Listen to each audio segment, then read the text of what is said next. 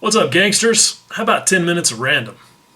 Okay, so here we go. Yeah, it's been a while since I did a random or video of any kind. It's just been, I don't know, not really my top priority, but I have been still working on the little custom monkey project, and I've been making a lot of progress, even though it feels slow, and I've just been kind of picking at it.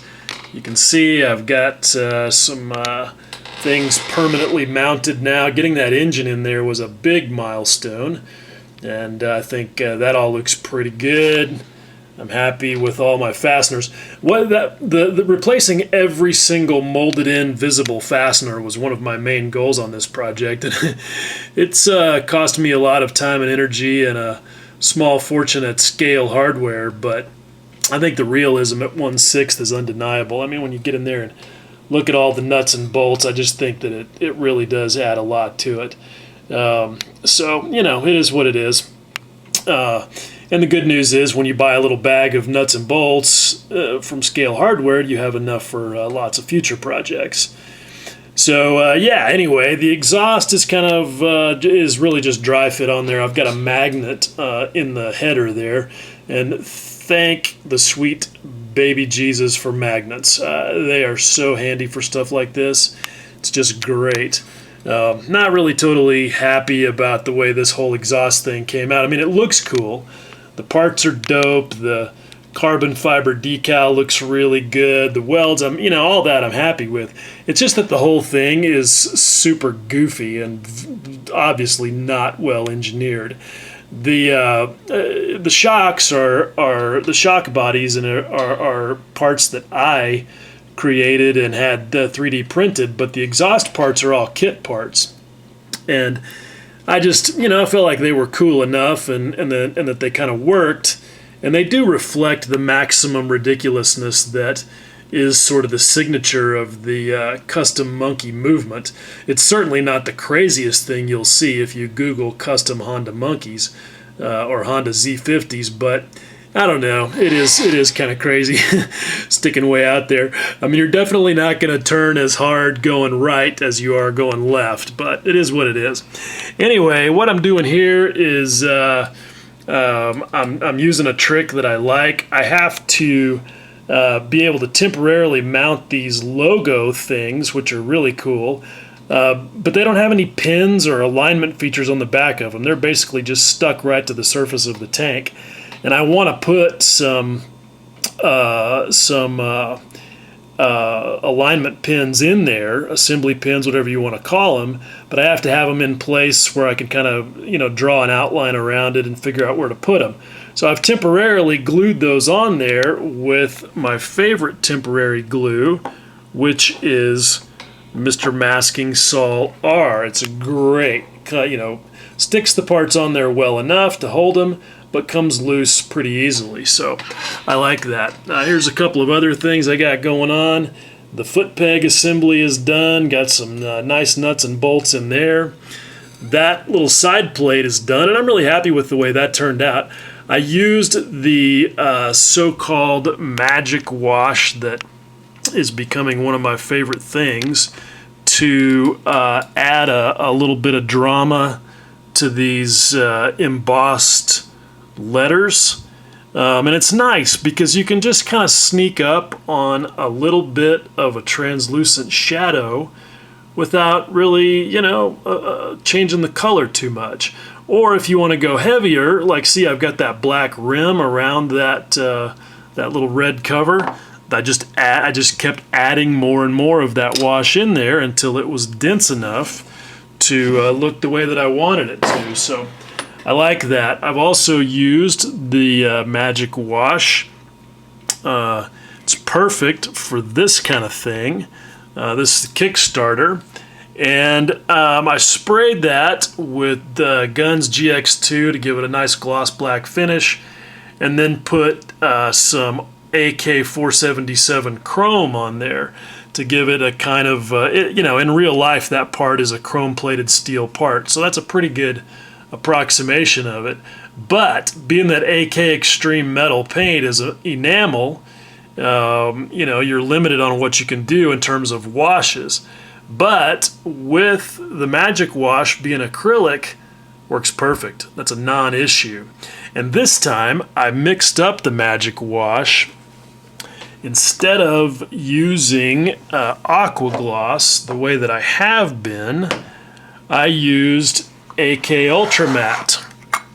Same ratios of everything pretty much, but by using AK Ultra Matte, I get obviously a matte finish on all the shadows instead of having little glossy black ones like you do when you use Aqua Gloss. So that's cool because that saves having to do any additional work to make them not be shiny. All right, so got a couple of things in the mail. This is something that I've been really looking forward to opening. This is an envelope from Chris Meddings. Super good guy, super good model maker, the editor of a great magazine, and also producer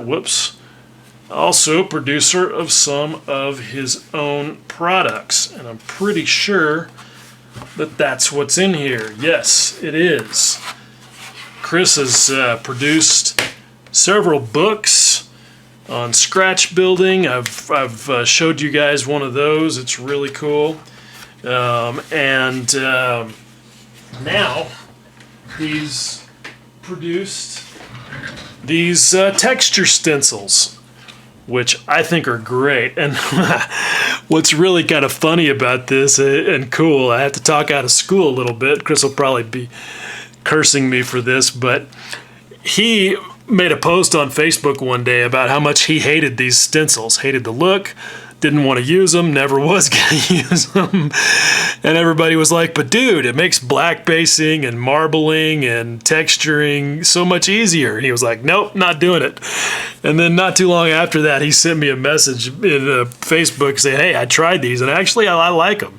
And then a couple of weeks later, he was like, hey, look what I'm making. So he's produced these. They're made out of thin stainless steel, so they'll be really easy to keep clean. And he's got a variety of shapes here, so very cool. I think that's an awesome story of somebody being open-minded to different techniques, and to me, that's what good craftsmanship and creativity is all about. Now, I've been a little bit aimless, kind of frittering away on the custom monkey. Haven't really had positive direction on my next project, but now I do, and here it is. And I know this is kind of odd. It's like, dude, do you build anything besides Spitfires and Mustangs? I mean, that is a very fair question. Well, so there's a reason for this. If I can get the damn thing open, we'll take a look at it. I have not opened this box yet. So while I'm trying to do that, I'll explain why I'm doing this. Basically, I mean, I love Mustangs. I mean, who doesn't? I mean, if you don't like Mustangs, you probably also hate bacon and, puppies and America. So, I don't think it's any secret